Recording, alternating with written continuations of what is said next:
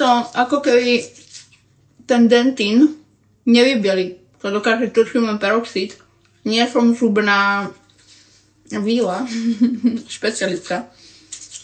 Takže myslím si to tak, ale tieto veci mi neničia zubnú skladinu. Absolútne nemám pocit, že ma niekedy boleli zuby, boli by citlivé a to ich už x rokov používam. Keď som používala jednu konkurenčnú značku, čo je dovážaná z Ameriky, to bol horor. Moje zuby boli ako je papier.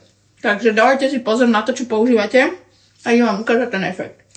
Ja už som si dala akorát bieliace pásky dole a keď vidíte už teraz tú zmenu pred tým videom, čo bolo 20 minút dozadu, tak musíte vidieť už ten efekt, ja vám to ukážem potom aj na svetle. Idem si ich teraz umyť vlastne toto bieliace. Ono je to v podstate fialový korektor a má to tak vytuniť ešte tie žlté podtóny z tých zubov.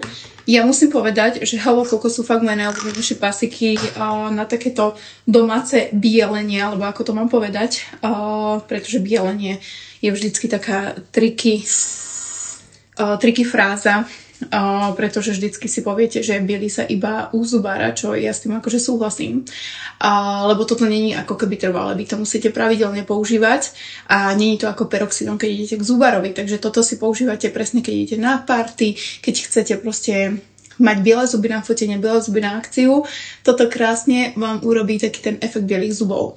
To je ten efekt po bieliacich pasíkoch z Hello Coco. Ich teda používam fakt strašne dlho, možno 5-6 rokov. A za mňa sú to najlepšie domáce pasiky, ktoré môžete využiť na to, aby váš úsmev bol krásne žiarivý. Ja mám teraz pre vás zľavu 20%, ale tá zľava je len u mňa. Neexistuje nikde na webe, neexistuje nikde u iných influencerov, je len moja. Takže pokiaľ chcete využiť, kúpiť si pasiky, alebo si kúpiť fialový korektor, alebo niečo, čo vám došlo, lebo určite veľa z vás Hello Coco už používa, není to vôbec žiadna novinka.